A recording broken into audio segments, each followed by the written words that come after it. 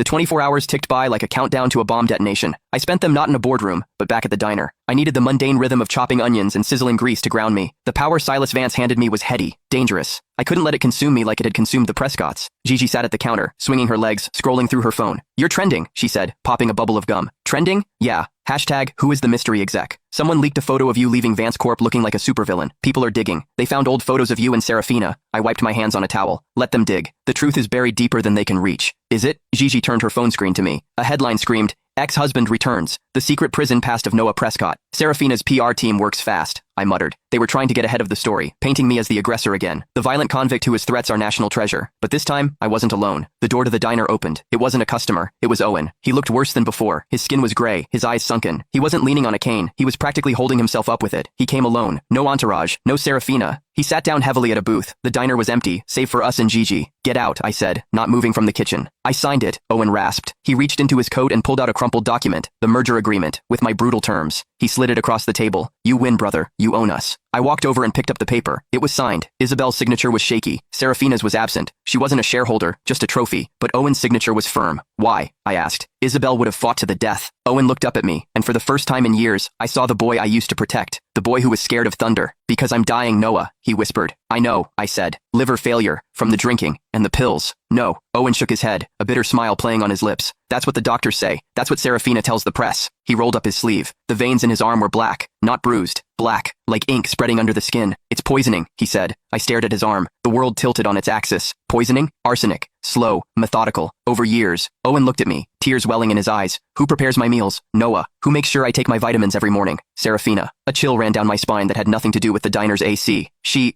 wouldn't," I stammered, though a dark part of me knew she would. "She loves you. She left me for you. She loves the name," Owen spat. "She loves the money, but the money is gone, and I became a burden. A sick, useless burden." He leaned forward, grabbing my wrist. His hand was cold as ice. "She's doing it to me, Noah, just like she tried to do to you. Remember the rock slide? She didn't mistake me for you. She thought I was the one in danger, so she saved me. But later, she told me she regretted it. She realized if I died and she stayed married to you, she'd still get everything, without the real heir looking over her shoulder." "You're lying." I pulled my hand away. "This is another trick." "Is it?" Owen reached into his pocket again. He pulled out a small glass vial. "I found this in her vanity, hidden inside a bottle of expensive face cream. Get it tested." He stood up, swaying. "I signed the company over to you, Noah, not